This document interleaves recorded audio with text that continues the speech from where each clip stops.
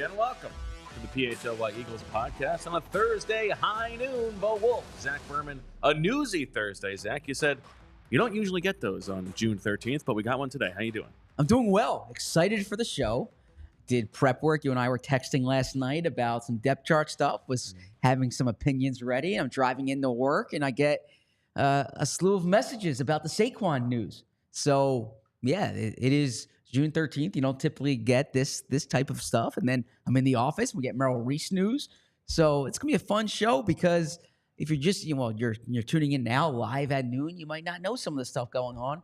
And we're here to break it down in the moment. Well, let's do that. We're going to talk about Merrill. We're going to take a little spin around the roster and look at where the Eagles are depth chart wise and how fortified are they for injury at some of the important positions. We'll rank that. But let's talk about the Saquon Barkley news first. Zach, the Eagles acquitted of all charges. They did not tamper with Saquon Barkley, says your boy, Roger Goodell. Well, I don't think Roger was involved here. I don't think he was uninvolved. But the Giants fan would tell you that they did not discover sufficient evidence, not that it might not have happened, right? So we'll get into this conversation. But the NFL statement, and I will read this verbatim here. After a thorough review... Verbatim.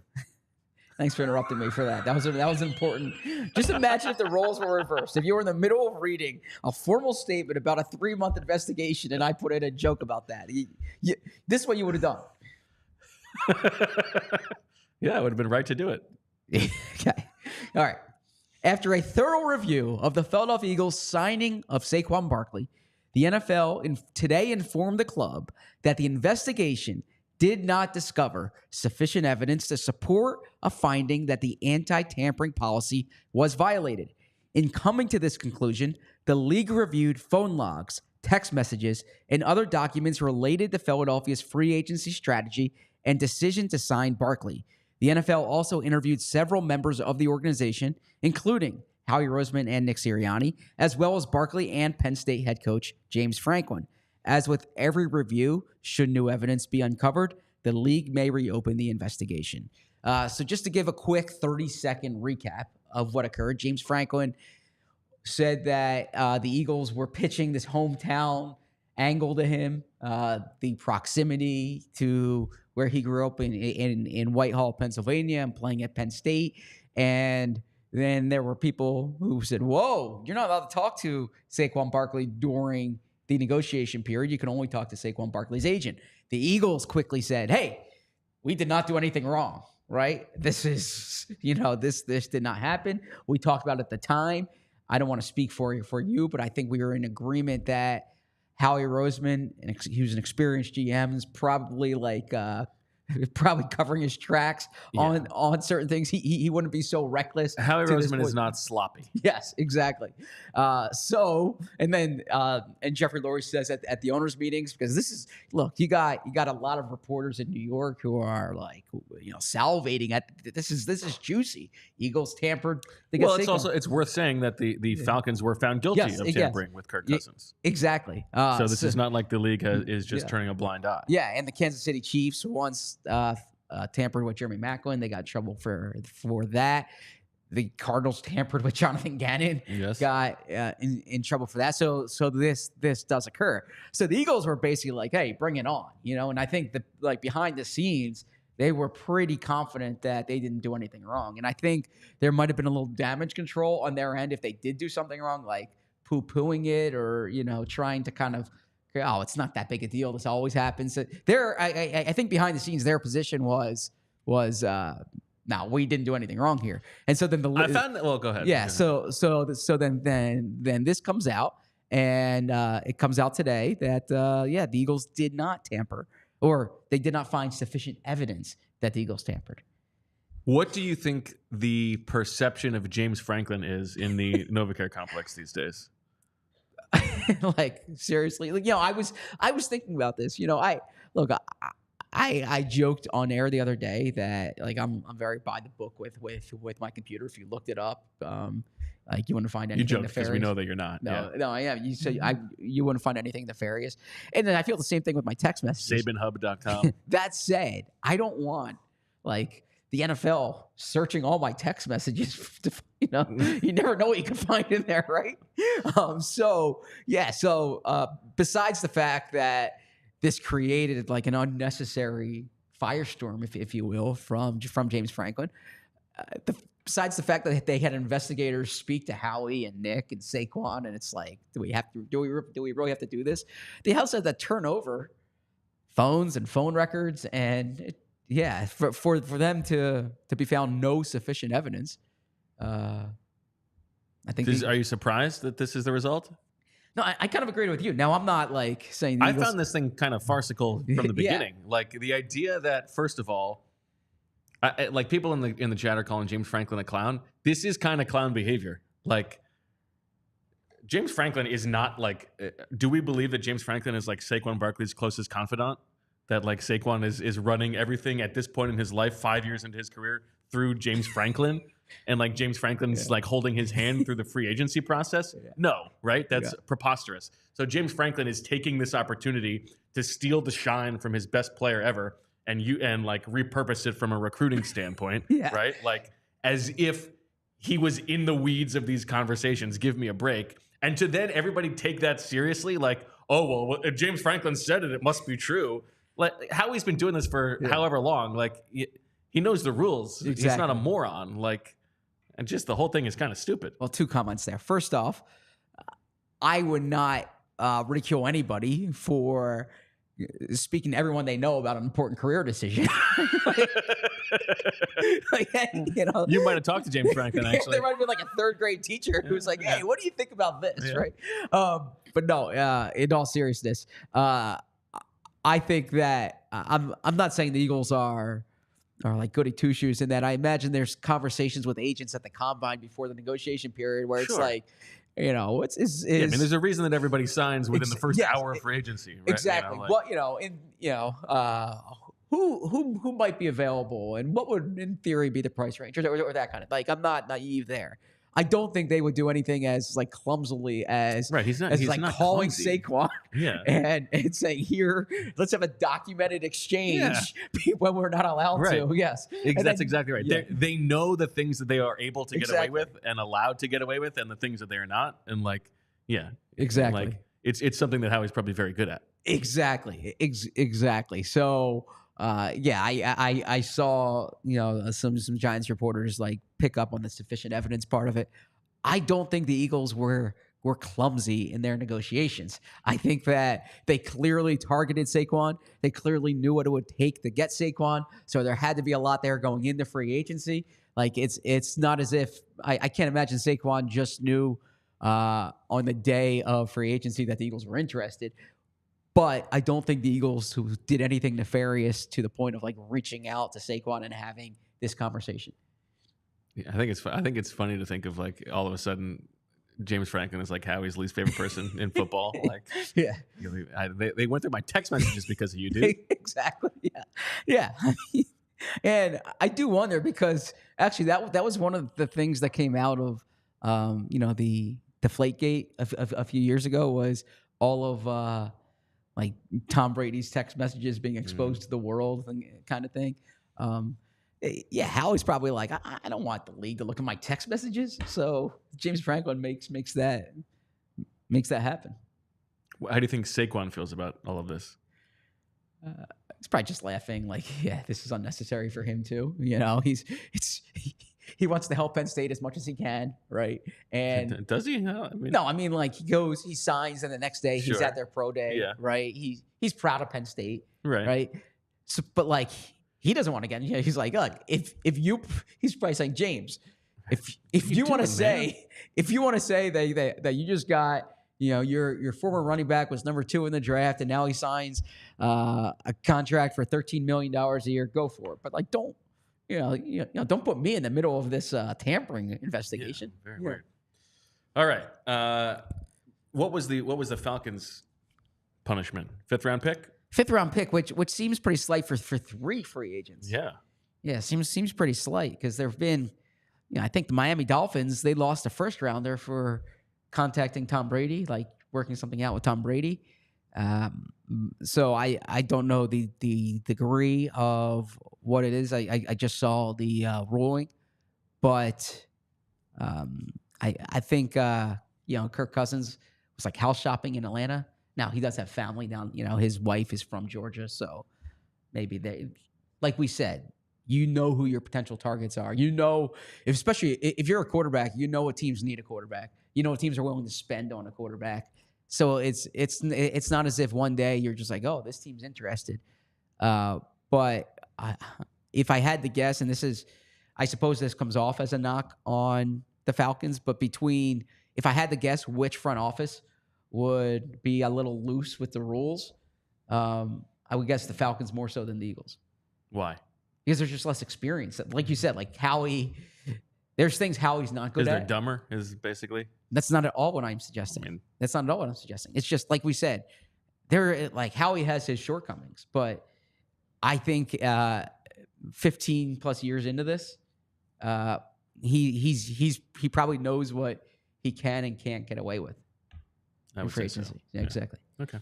The other big news of the day, Zach, Hall of Fame. Congratulations to Merrill Reese going into the Hall of Fame as the Pete what is it? The Pete Rozelle. It is the Pete Rozelle Award, right? Yep. So I let me pull this up here because I have that as well.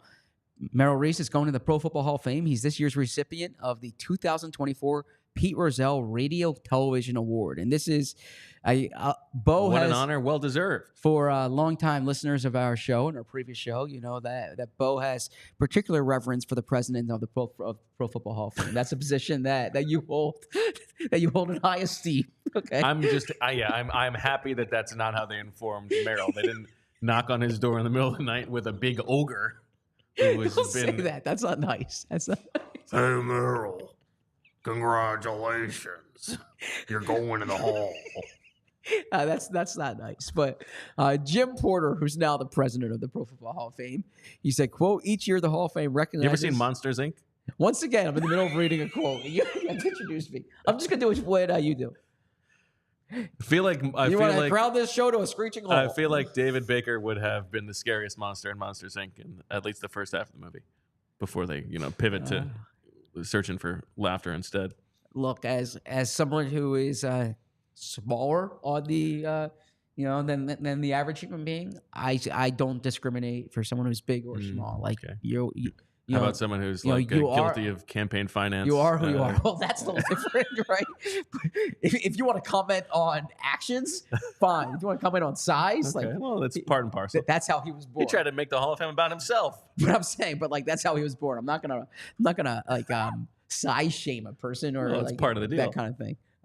So can I continue with the quote, or do you still have more David Baker commentary? I'm never done with David Baker material. Okay. Go ahead. All right.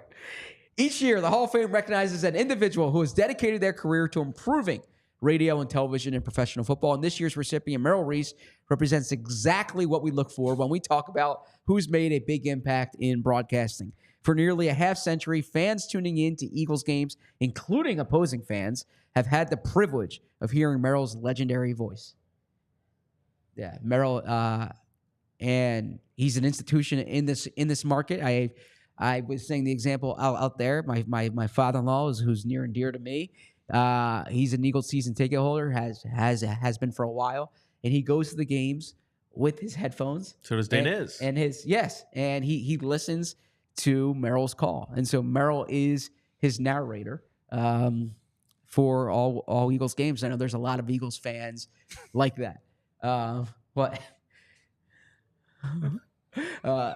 What's so funny? What's so funny? I'm just imagining Merrill's reaction when David Baker goes to his house. Okay. So while you laugh, I'm going to say nice things about Merrill. And Merrill, who he's been doing this for 40 years. He's the voice of generations of Eagles fans. Indefatigable in terms of, he does not miss games. He actually and Bo did a terrific story a few years ago on the day in the life of Merrill. But he got his job, or he became the job when he replaced someone who missed the game. Yeah, missed the game that person died by suicide. Okay, I didn't realize that part. They didn't have a I'm cold. sorry. Okay, I'm sorry. We've talked about this before. I tried to warn you about Okay, this. nonetheless, Merrill does not want to cede his position. He has said that he's always at the games, so he shows up every Sunday, and or Monday or Thursday or Friday this year, and he broadcasts the games. And I see him at the facility. He's a good man. I had the great fortune of or the great honor of he wrote the foreword of my book 5 years Big ago. flex, yeah. And I have a ton of respect for Merrill. Merrill's the best. I would say maybe a stretch, but I consider Merrill a friend. I'm very happy for him. It's well deserved. It was a real pleasure to get to spend that game day with him and watch the orchestration of the ballet of everything going on in the middle of the game as he's calling it, and the people handing him the ad reads and his interplay with Mike. It's so fun to watch. As you said, he's been doing this longer than you and I have been alive. So well deserved, and congratulations to Merrill. He belongs in the Hall of Fame. Yes. And he will go in on August 3rd in Canton, Ohio. And the night before August 2nd, there will be a dinner in which he's honored as well. But if you watch the ceremony on August 3rd this year, Merrill will be honored there. There you go. Maybe at that dinner, they'll treat themselves to a few ice-cold Ollipops. Ooh, I didn't know you were going there. Okay. Because Ollipop is the world's first functional soda with a classic soda taste and the benefits of plant-based fiber, prebiotics, and other botanical ingredients to support gut health. Ollipop is a new kind of soda with only 2 to 5 grams of sugar and 9 grams of fiber per can. Not an Ollipop, I'm sorry. I was about to say. Ollipop is available online and available in almost 30,000 retailers nationwide, including the most recent launch in Wawa stores. Ollipop's debut in Wawa couldn't be more of a match made in heaven. A delicious, healthy drink meets a convenience store, both adored by a cult following. The 2 flavors debuting in Wawa are classic root beer and strawberry vanilla, which are their 2 most popular flavors. Ollipop conducted a study that showed that their Ollie Smart formulation boosts beneficial gut bacteria and generates metabolites supporting digestive and overall health.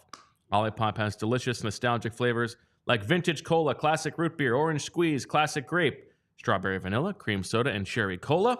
Use the code PHLY20 for 20% off your next Ollipop order. The discount only applies to one-time orders, not to subscription orders. Ollipop is sold online at drinkollipop.com and on Amazon, and it's available in almost 30,000 retailers nationwide, including Wawa, Target, Sprouts, Wegmans, ShopRite, and GoPuff. I was driving the other day down Germantown Avenue. We got Nolan Reese in the chat. Yeah, I was actually going to recognize that after you read. Okay. You want to mention that right now? Well, shout out, yeah. Yeah, shout out to Nolan, who does a terrific job as well, and the whole Reese family. I went to high school and college with Ida. Nice. I didn't know that. And Ida's husband John. I didn't know that. Yeah, great family, great people. We appreciate Nolan's support on the show, and yeah, always enjoy seeing Nolan in the press box. How about a little Merrill instead of the Zach. I definitely think he's more deserving.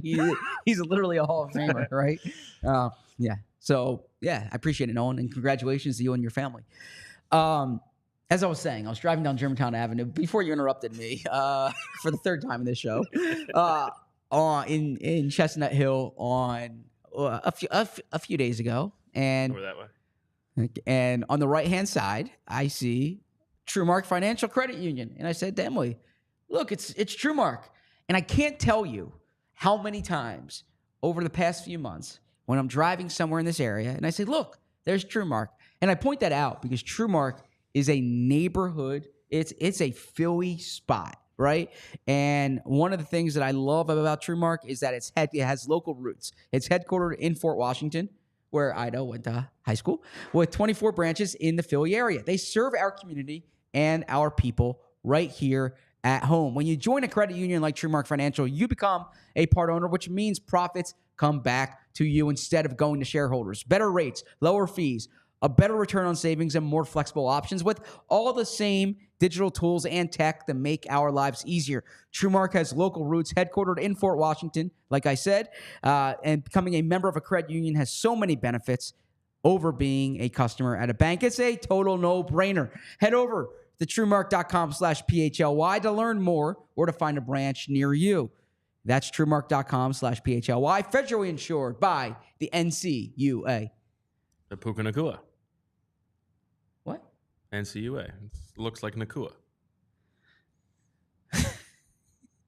Okay.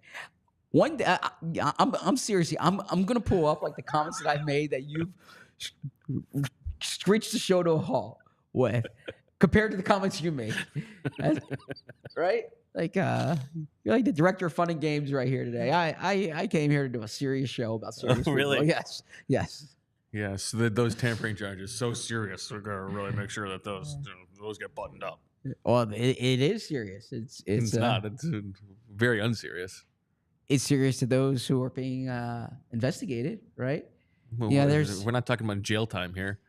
You know, there's a great scene in the opening of For Love of the Game, early For Love of the Game, where they're on the plane. Your favorite movie of all time? No, but it's a great baseball movie. You know, Billy Chappell and the Vin Scully scenes in there always they give me chills sometimes. As Tom Brady's speech did last night, by the way. We can talk about that later on in the show. Go ahead. But yeah, where it was late in the season, the Tigers were out of the pennant race and they were playing the Yankees, and I think Gus, the catcher, says to Billy Chappell, the pitcher, that it's a meaningless game, or maybe it's the other way around. And they say it's not meaningless to the Red Sox, right? And so what it might seem unserious to you, it's serious to the people who are involved in it. It's serious if you're getting your phone examined, if you're getting your phone calls. If anytime like a 6th round pick is what would have happened if they got okay. You know what a 6th round pick could be? Number 199, Tom Brady. That's what a 6th round pick could be. A 6th round pick could be in 20 years, 17 division championships and 6 Super Bowls. You could be honored on June 12th. Yeah, could be Brandon Washington. Have a full stadium there. Did you see Tom Brady's speech? Of course not. About hard work? Of course not. No, I mean you're missing out. But give me what I need to know from Tom Brady's speech. That embrace what's hard. Like do things that are hard. That it doesn't take special talent to be exceptional in something. It takes being what other people are unwilling to do, being consistent, working hard. Like this is having those types of attributes. I found it to be touching the way he emphasized, work ethic and persistence and growth hormone mindset, consistency. Like those are those are respect. When Jason Kelsey shares those, I say a similar thing. I mean, those are characteristics that I think are admirable in people. Okay. Yeah. Did you not think that those things were admirable characteristics until Tom Brady told you so? No, I thought the way he framed it was nice. And honest to goodness, you're up there being honored. What you choose your message to be matters. Like Jason Kelsey in his post-game press conference at the Super Bowl, what did he talk about? He talked about persistence. He talked about the Calvin Coolidge quote. That was not unintentional. That was intentional. Tom Brady could have gone in a lot of different directions last night. For him to emphasize, he wants people to play football because it's hard. Because when other people are spending time with their families. No, when other people are, when people are sleeping in and eating pancakes, and you're going to 6 a.m. workouts, you're choosing to do that. That's hard when you're tired and beaten and battered, and you have to go the next day and play against people who are bigger than you. That's hard, but you do it because that's what it takes. So I respect that.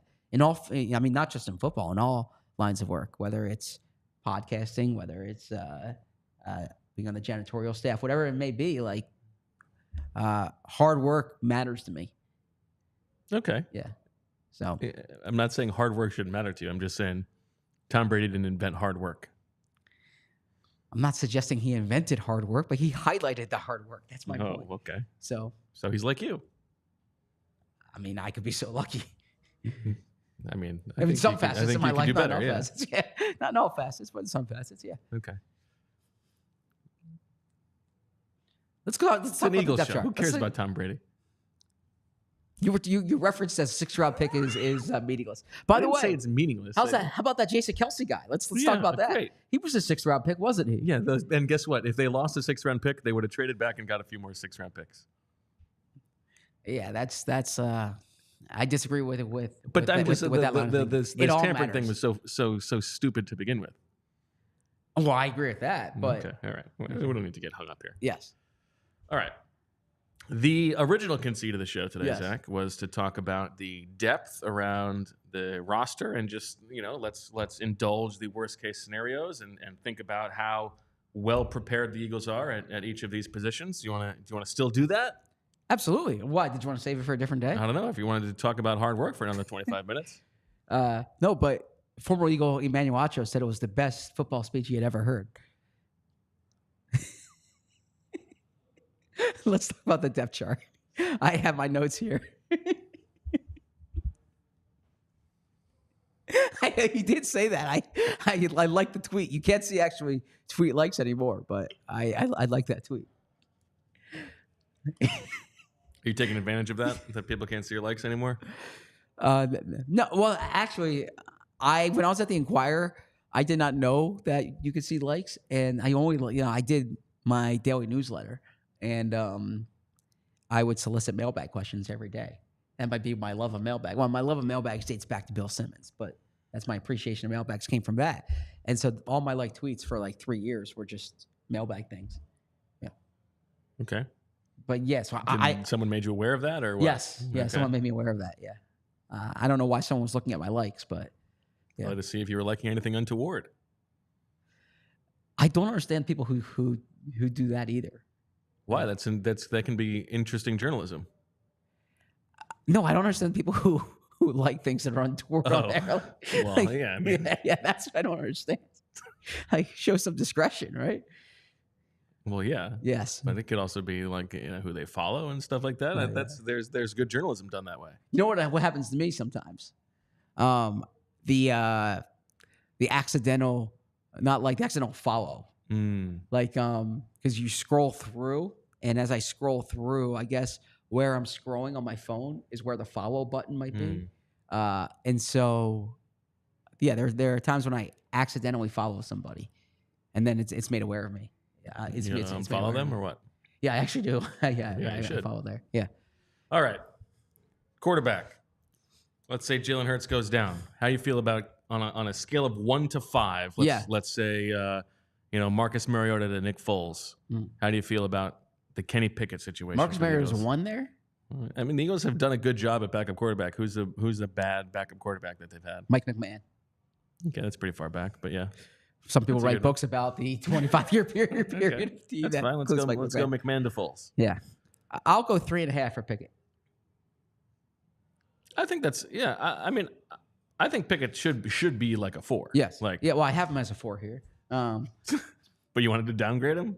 Slightly. Well, because if Foles is a 5, right? I mean, I'm not ready to put. Yeah, I mean, Foles, even before the Super Bowl MVP, was a Pro Bowl quarterback. He had 27 touchdowns, 2 interceptions. He started in multiple places.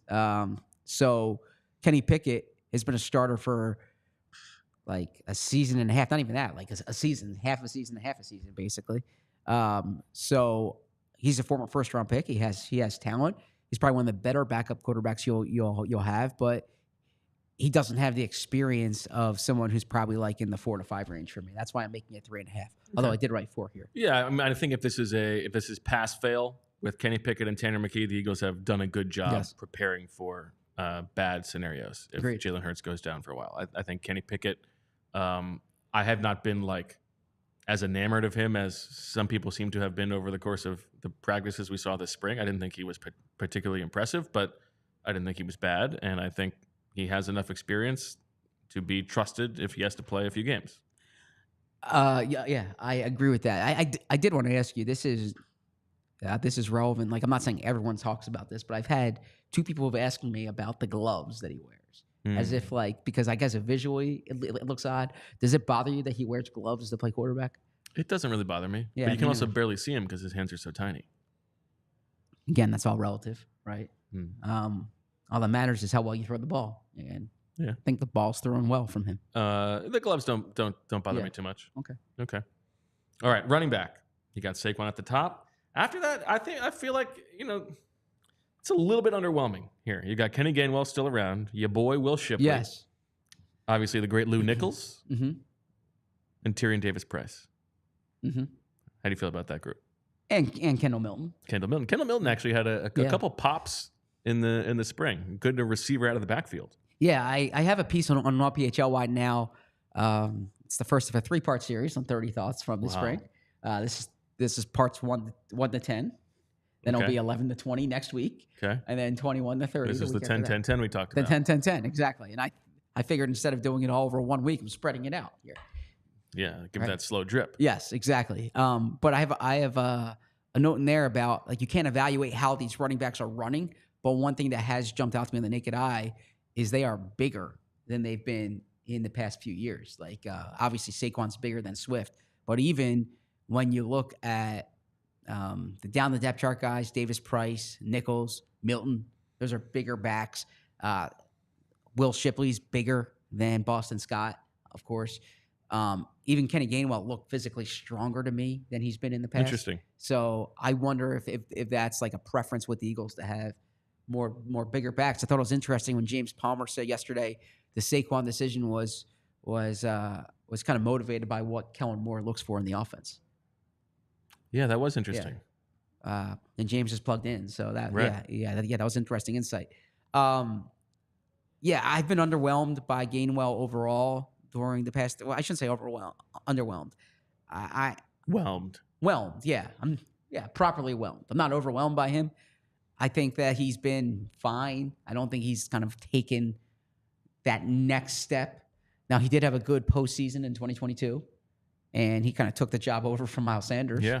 But last year he really didn't push anything further. He hasn't had the big play juice, certainly, and then he hasn't really had much in the passing game. But that could be a function of Jalen as well. So I look at it that I think Shipley's going to push for this number 2 job. I've been on record saying I like Shipley a lot coming out of Clemson, but I had this as a 3. Certainly, it's not like DeMarco Ryan Matthews. It's not like LaShawn McCoy, Bryce Brown. For Bryce Brown was coming off a productive rookie season, 2013. He comes back, and so I think there's more that there's more to be determined with these running backs. I think they're probably fine because it's running back. Yeah. And if Jalen Hurts is still willing to run the ball, then this job is a little bit easier than it is in other places. They don't have like a big back per se, unless Tyrion Davis-Price takes on that mantle. So if Saquon were to go down, they've got options in the passing game. But you're not going to love handing the ball to Gainwell or Will Shipley 20 times, right? But that's probably for the best in the long run. So I think they have, from a roster building standpoint, done a totally fine job here. But the group itself is just okay. I would give it like a 2.5, I guess. Yeah, and Shipley being a 4th-round pick, there should be an expectation that he becomes like a 4th-round running back. You have expectations that guy's part of your rotation. Yeah, fair enough. All right, the big one that we've spent a lot of time talking about, obviously, is wide receiver. And you've obviously got A.J. Brown and Devontae Smith on the outside. For now, let's call it Paris Campbell as the 3rd guy, which means the group behind them is Johnny Wilson, Anaya Smith, Britton Covey. Maybe you like Joseph Ngata. Maybe you like John Ross. Yeah. There are some other guys fighting for roster spots, but that's the main group there. And I think it's fair to say, listen, every team in the league, you're looking at their wide receivers 4 through 7. You're going to be underwhelmed, but I think this is a trouble spot for the Eagles. Agree with you there. They are. I have 2s across the board here, and you could even say 1s, right? They haven't done much to develop depth receivers over the past few years. They spent significant draft inventory to get Devontae and AJ, but they haven't spent middle round picks the past few years. They haven't really had. I guess Britton Covey's been an undrafted guy who's been on the roster the past 2 years, but wide receiver depth is something we identified from the jump as something that they need to fortify here. Between Johnny Wilson and Anai Smith, I like Johnny Wilson more. Me too. Based right on now. the spring, but if AJ went down, if Devontae went down, I would be worried at wide receiver.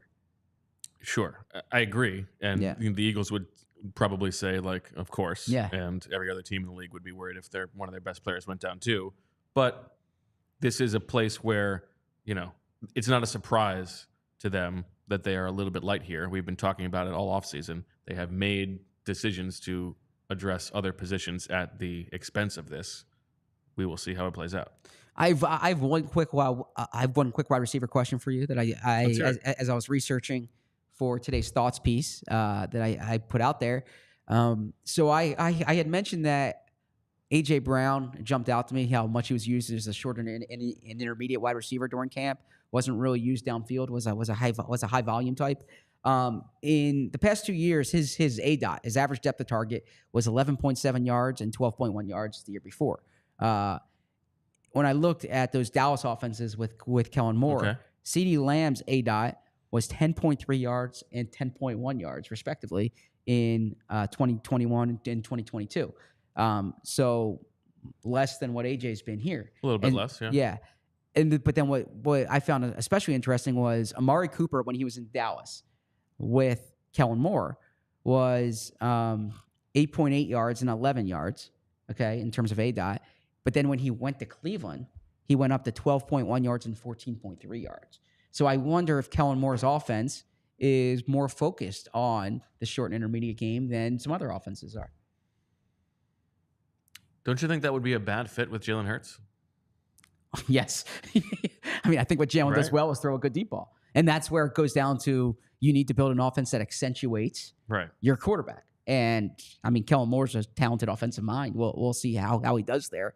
But I made a line on a show earlier this week that this offense needs to be about accentuating Jalen Hurts, not accentuating Kellen Moore.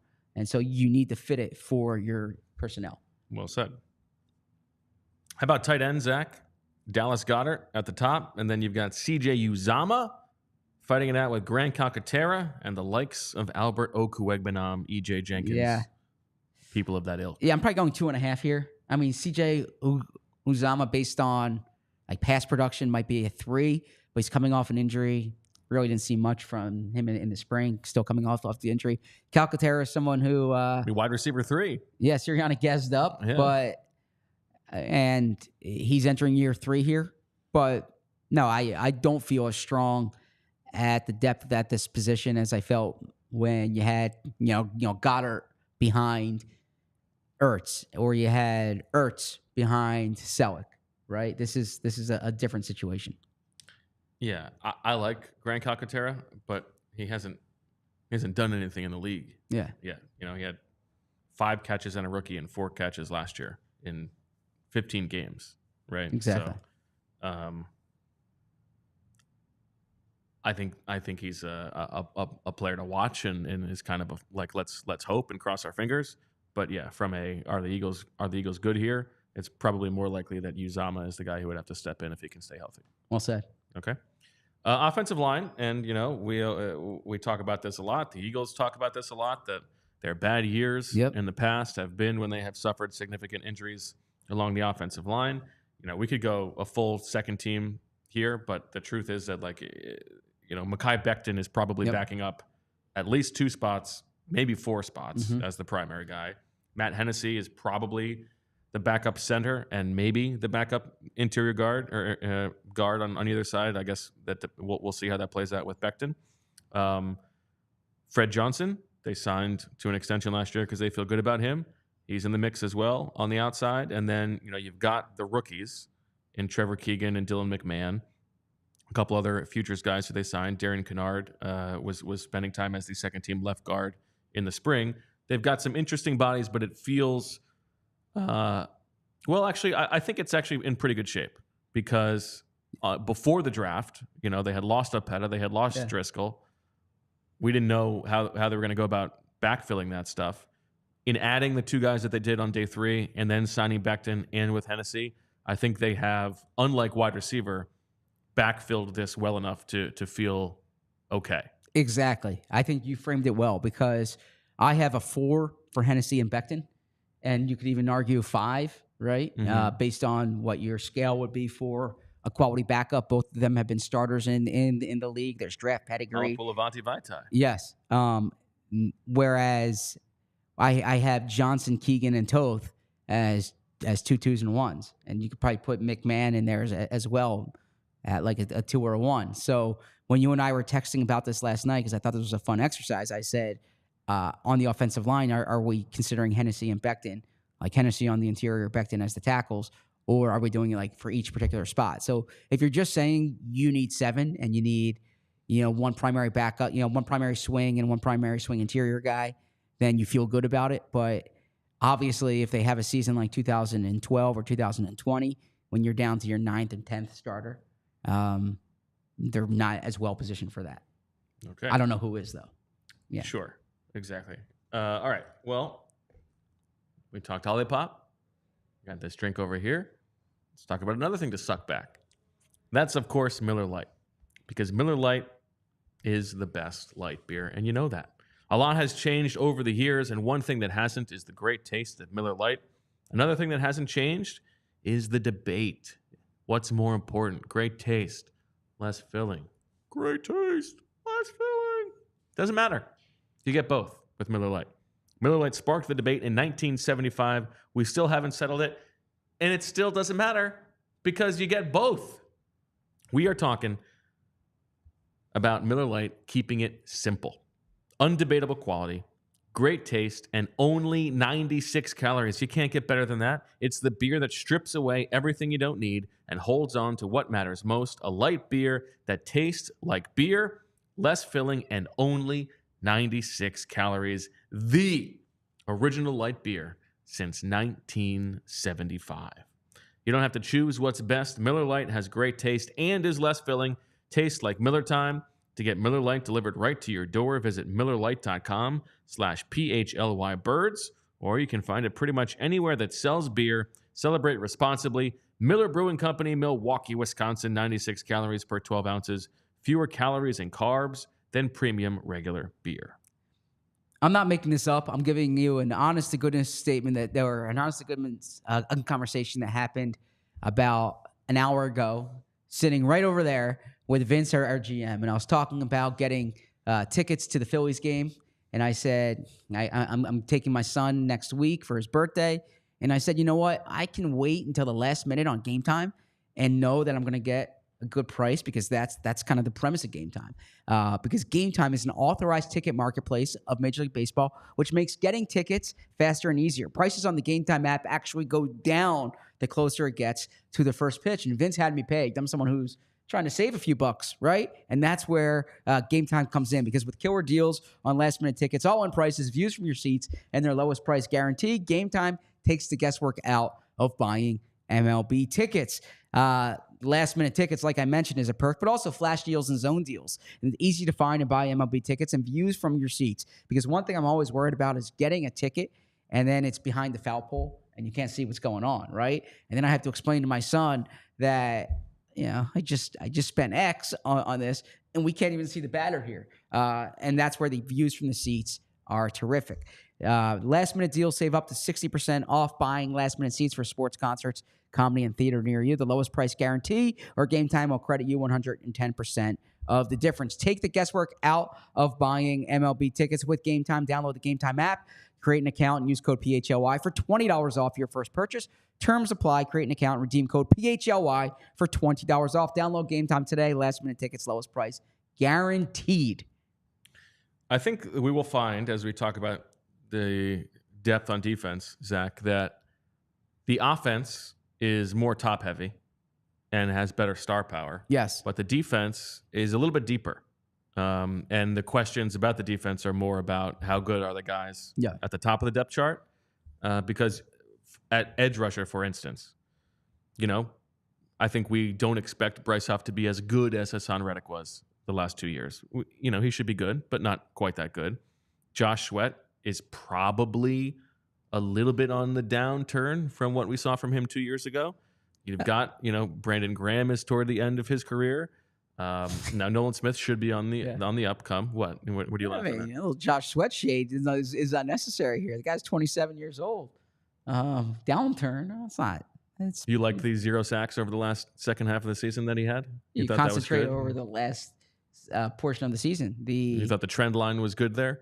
I think for a year and a half, he was one of the team was basically begging other teams to trade for him. I thought for a year and a half he was a productive pass rusher. You thought those were positive I thought for signs. a year and a half he was a productive pass rusher, and I think if I have to bet on characteristics, I'll bet on 6'5", 260 pounds, has natural talent that Lane Johnson and Chris Long have told me stand out at edge rusher. So I'm taking their word on when he was an ascending player. Do you believe he's still an ascending player? I think he's an in his prime player. Yes.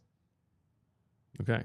Yeah. Who had a bad? You think he would have a bad 8-week stretch? You think that he would have willingly taken a pay cut and not sought out the open market if he thought that he was not a declining player? I think he knows the way the last 8 games went, and I think he's trying to. He wants to create a situation where he can go into free agency next year after a big season and get a payday. Okay. Anyway, even with JLX Hunt there, and even some of the down roster guys like Julian Okwara, I think we would expect that the top of the depth chart on the outside will not be as good, but they've got capable bodies that they can throw at people. You're absolutely right, and I think they are a little bit injury fortified. And I think the way you framed it about the top-heavy offense versus the depth on defense was brilliant, because I did not think about it that way. And then I look at my spreadsheet here, and I have a bunch of 1s and 2s on offense. But then, and for the audience, we're doing 1s, you're most concerned, 5, you're set there for the depth. And I have a number of 5. I have 5 5s here for how I feel about the depth at on defense, like both edge spots. I feel good that if Sweat went down, if Huff goes down, Brandon Graham and Nolan Smith, that's quality depth right there, right? At corner, right? Let's just jump to corner because there's no place that they are deeper than corner. Exactly. So whether it's Rodgers or Ringo or Mitchell, whoever gets that job, the Gene in the slot, if Maddox gets the job. And perhaps the Gene's the starter, but then you have Maddox as your top backup. You have players at multiple spots here who, again, I might be overreacting to the spring, but I feel like the depth is better there. Last year we talked about Zach McPherson as like their top backup in the slot, and we talked about Josh Jobe as their top backup on the outside. They are in a much different spot this year. Right. Case in point, Josh Jobe is still here. Yes. And is 7th on the depth chart. Now, he may make the team because he's such a good special teams player, but it's not because of what he brings at that position. Let's just jump over to safety then, because that's another place where I think once Sidney Brown is healthy, they're in pretty good shape here, especially if James Bradbury is playing safety and is on the team. I don't anticipate that being the case. You don't think that will? No. The James Palmer nugget from yesterday has not moved you that much. It has not, but as we've said about James Bradbury, there's no financial benefit for them to move on from him, right? They guaranteed his salary no matter what. So unless a team trades for him, the Eagles are paying him X no matter what this year. So you can pay him X not to be on the team, or you can pay him X to be on the team. Sometimes there's... Can you pay him in X? What does that mean? As opposed to giving him money, you give him X. Oh, no. No, you have to pay him money. But sometimes we in the media or fans pay too much attention to the cap hit and not the cash allocation. Like the cap hit, the Eagles already accounted for. But you can cut a guy and then you absorb the cap hit, but you don't have to pay him. But the Eagles are paying Bradbury no matter what. So the only reason to move on is if that roster spot is more valuable to you. So maybe the roster spot is, maybe they say Bradbury's a good guy to have in the locker room. Let's keep him around. And I think Avonte Maddox being able to play safety changes the depth discussion here too. I think this is another one where are the safeties good enough? We'll find out. But I think they've got a few options if guys go down. Agreed. And I would throw DeJean in there as well. Potentially, which we yeah. have not seen yet. The place where they are probably the least deep, the shallowest, if you will, is defensive tackle. Right? Yes. You've got your top three in Milton Williams, Jordan Davis, and Jalen Carter. But after that, I like Moro Ojomo. I think he's a player to believe in. He's a bow guy. He might be the camp crush this year. I don't think so. Too mainstream? He was core 4 last year. Oh, okay. You moved on. Yeah. You can't dance with the girl you took last year, right? You gotta find. Well, a new I did do that with Reed Blankenship. That's true. But, okay. Yes. Yeah. You don't ask the same girl to prom 2 years in a row. You try to. Again, I did do that last year. Yeah. With Reed Blankenship. But you're not gonna do it with Moro. I just think he's too popular now. Oh, okay. Yeah. Everybody's on He's Moro. so popular. Everyone's talking. Everywhere I go, people are saying, "What do you think of Moro Ojomo this year?" You, Mr. Ben Van Sumer, and Palpable Buzz. Was it your friend who brought that up? I think it was Jeffrey. Yeah, no, Jeffrey wouldn't be bringing that up. So you've got Moro Ojomo, Marlon Tuipulotu, Gabe Hall, who we have talked about. Oh, yes. As the undrafted player from Baylor, PJ Mustafa as the backup nose tackle potentially. I still think this is a spot where if we're doing a show on July 15th, and we do shows 5 days a week every day, so there will be a show. You pop into the studio bouncing around the walls because we've actually got some Eagles news, and you're thrilled that it's not going to be just a made up show. It's going to be because they've signed a defensive tackle. Yeah. Are you back for the July 15th show? I think so. Yes. Okay, so that's an exciting show because Bo and I reunite to start There you go. To start the summer or to start the camp season. So it's a week before. There might be. When are you taking time? Wait, real quick. There might be a big article that's dropping on all PHLY at 5 a.m. on July 15th. I'm just telling you that right now. There's a piece that's coming out on 5 a.m. on July 15th. Mark your calendars. Make sure you're a diehard. You are going to read that, and you're going to have insight on one of the most important people in the organization going into this season. Okay. Yeah. Thanks for selling that. I don't even know what you're talking about. You know what I'm talking about. There might be an extensive interview that was done that can be released, or that the story is going to come out on July 15th to drum up interest for training camp. Wow, okay. What a sell, Bo. This year. We really appreciate that. Thank you. You're welcome. Thank you. Yeah, I think defensive tackle, they're pretty shallow. Man, this is why you develop thick skin on this show, right? You get excited about a story, and I haven't even written it. You're already poo-pooing it. I mean, get insight. You get the. We're not allowed to talk about it. You get to find out what makes somebody tick. I'm not telling you what it is. I'm just saying, yeah. Man, all right. Well, pretty meh. Thanks for selling that, Bo. But please be a diehard so you can read this. Yeah, absolutely. Yes. Okay. I think this is also tied in with the conversation we've had about how many snaps these guys are going to play, and part of the risk of if you're turning the knob up on snaps for Jordan Davis and Jalen Carter. Not only do you risk them being less effective, but you risk them getting injured. And so they need to be a little bit deeper here. Mm-hmm. I think this is a spot where, again, I think that they might add somebody. Agreed. I think they need to for sure. Yeah. How about linebacker? How do you feel about linebacker? Yeah, so I feel good about the guy who loses between Bond and Dean, right? Because I think if you're looking at two linebackers, I think they're... By the way, Bond also... a part of the depth on the edge rusher. You're right. Yeah, you're right. Now I don't know if I should feel good yet about Zach Bond in the middle. Like he did not play extend. He was more of a special teams guy with the Saints. Nakobe Dean, for that matter, hasn't done as much with the Eagles. But I think you have two NFL players there as the backup. The other backup would be Jeremiah Trotter Jr. And Oren Burks. Yeah. Oren Burks played in the Super Bowl. So, yeah, I think they have playable depth. Yeah, I actually think this is like the perfect example of, is the top good enough? Maybe not, but I think they've got enough. They've got enough bodies, and probably more bodies than they had entering last year. Exactly. That they can throw out there. Yeah, okay. So, what did you learn today? What did I learn? Yeah. I thought I had a very professional show today. I kept going through despite 3 interruptions in my reads. Okay. No, what I learned about the depth exercise, because this was important, and I thought when you texted me last night, I liked it. I think we saw the spots where they can't withstand injury. We saw the spots where they can withstand injury. I think that they can deal with injuries in the back 7 of the defense. Even let's say that you can't say the back 9 of the defense, but I know what you mean, though. Yeah.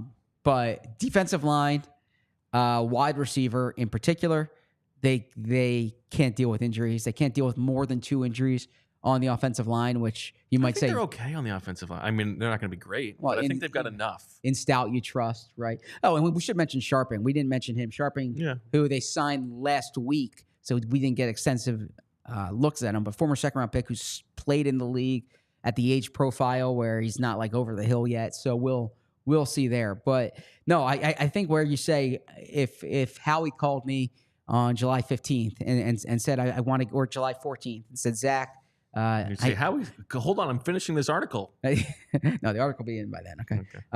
But if Howie's like, Zach, you have a big show tomorrow, you and Bo. Bo's back. He had this great vacation. You're excited. You have this countdown on in your mind of like the shows until training camp. You're finally the lights at the end of the tunnel. Training camp's coming. I want to give you a juicy signing. What signing would be juicy? And I would say, well, Howie, if you look at your depth chart, wide receiver and defensive line are 2 spots where you need to upgrade your depth. And so it would be wide receiver or defensive line. And who would you recommend? I think there's more options on defensive line than wide receiver at this point. I mentioned Moye the other day at defensive line. Wide receiver, I had that article. You can read that on all PHLY when Devontae Parker retired. I know Michael Thomas is hanging out there. So if you think Michael Thomas has any juice left, Michael Thomas would be an interesting one. Calais Campbell, somebody mentioned. Our old friend Hassan Ridgeway. Yep. Lawrence Guy. Linval Joseph still around, hasn't retired. Al Woods. Yeah, slim pickings, obviously. And now, if you recall last year, we talked about linebackers in this regard. And I think it was August 3rd. The Eagles, it was a Sunday. They had an open practice. And that day, they had Zach Cunningham and Miles Jack. Your boy. Miles? Yeah. I do like Miles Jack. I have a situation from last night I'd like to ask you about. Let's hear. Have you ever sent food back at a restaurant? Never. I'm always afraid what they would do to it. Oh, interesting. Yeah. What was the movie Road Trip? Yeah. Yeah. Scared me for life. I forgot about that. Emily will sometimes want to send something. I'm like, Emily, I will eat that. Don't send that back. That's funny. We had a lovely dinner, a little birthday dinner last night. But it was like an Italian place. We had a little pasta course, and then there was a second course, and it had taken a little bit of time in between the 2 courses. Totally fine. We're in no rush, having our wine. The wait person comes over and apologizes for the wait, says the food will be right out. No big deal. And out comes the duck. And then another pasta, which is what we ordered. It's all good. And I can tell when I'm looking at this duck when he puts it down, this duck is way over, like overcooked. Yeah, and like good for you. I wouldn't be able to know. More known like temperature wise than any other protein. I feel like duck has to be medium rare. Okay, I'm not a duck connoisseur, but okay. And this thing is gray. Okay, and I take a bite and it's lukewarm. It's clearly been sitting there. And like clearly, what happened is they had forgotten about the second dish, so they let the duck sit there. Okay. It's getting over. It's not hot. The other one's good. Yeah, it's birthday dinner. It's a big deal. Nice. But I'm not gonna say anything. I don't want to make them feel bad. I don't want to get anybody in trouble. But like, that was, and I like, and then they ended up giving us a little limoncello at the end on the house because of the weight. But I mean, you didn't even mention so you didn't mention the duck. Didn't mention the duck, but we didn't finish it.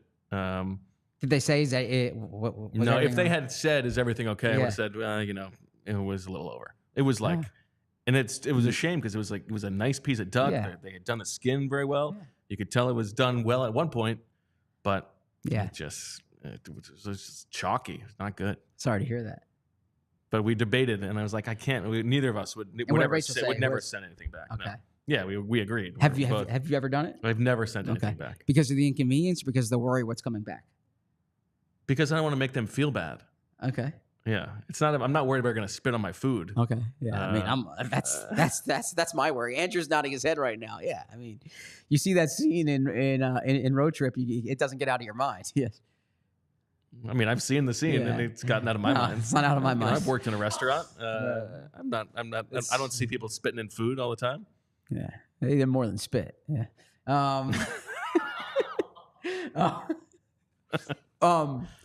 I had a situation last night. I'll throw out if we're doing this. Okay, so it was my son's birthday party. It was a fun time. There was how'd it go? There's like 24 boys. They're playing sports. It's like it's just like one of these warehouses that's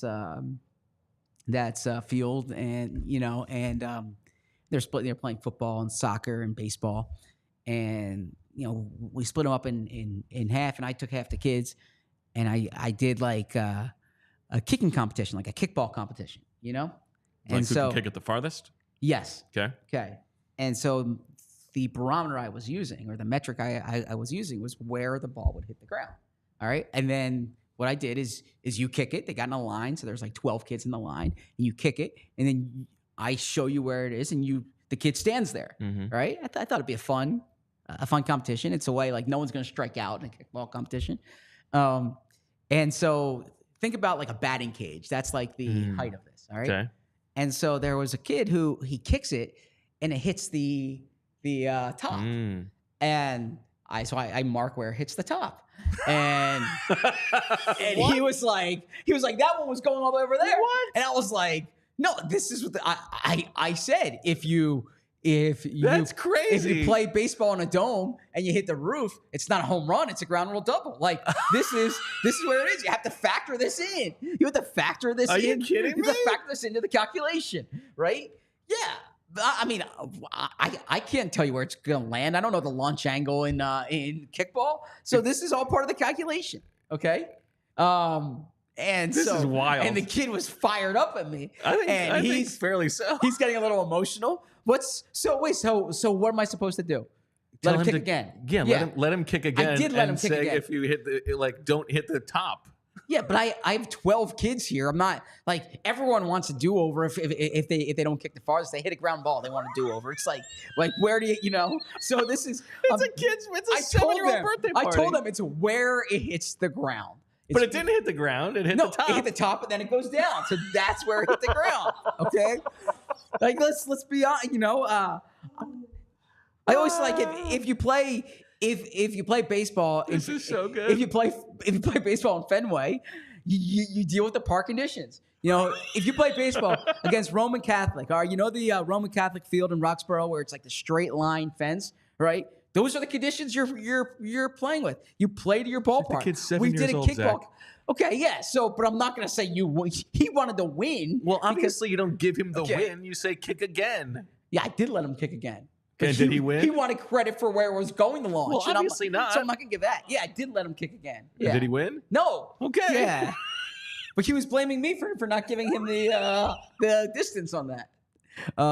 This is good stuff. This is way better than my duck problem. So you would have just let him kick again. That's what I did. I did let him kick. Yeah, but only after you guys yelled at each other for 20 minutes. We didn't yell at each other, but I'm not like you got to deal with. I don't know. This is. You get ejected from your own son's birthday party. I'm trying, and what I'm trying to do is like this is you deal with the rules of engagement, right? We all so. Yeah, I didn't think it was that aspect. Trying to teach life lessons to the kid who's not your kid. There's life lessons everywhere. So yeah, including Tom Brady's speech. Yeah. So what'd you do? You put him off to the side and said, "Watch this," and gave him the Brady speech. No, I said you can kick again, and he kicked again. But kick again. But they were arguing that this was going to go where this was going to go. Well, Oh, yeah, this was obviously gonna, not and I'm not going that. to give you where you think it's going to launch. Well, Like, of course that's not. like if you're doing a home run derby and you hit a foul ball, but the foul ball goes 400 yards. It's not a home run. Fired up about his argument with a 7-year-old. It's not a home run. I had a special announcement about the book. Should we save that for tomorrow? At this point, Yeah, good tease. yeah, good tease. I'll do a special one tomorrow and then I'll tweet it out. Okay. Well, that'll do it for this episode of the PHLY Eagles podcast. Stay tuned for tomorrow. We're doing Tick Zach Bo. Tick Zach Bo, yeah. Tick Zach Bo, and a big announcement about Zach's book. I'm looking forward to that. That one, here's the thing. I didn't sell the story that's coming out on the 15th. Yeah. The announcement for tomorrow, awesome. Very cool and worth being excited about. Thank you. Come in for that tomorrow. We will be back at noon. Can I give a quick tease for tomorrow's Tick Zach Bo? Sure. You're gonna get some Bo Caitlin Clark take. You're gonna get a Caitlin Clark just what take. everybody needs. Yeah, it's a my Caitlin- opinion about Caitlin Clark. because no one out there has an opinion on Caitlin Clark, right? Yes. So Yeah. we're Wow, way to really hook them in. All right, that'll do it for this episode of the PHLY Eagles podcast. Thanks to everybody for listening. Thank you to Andrew for making it all happen behind the scenes. Back tomorrow at noon for all of us here at PHLY. Thanks for listening. Thanks for watching. And as always, we love you. We all silly like the mayor.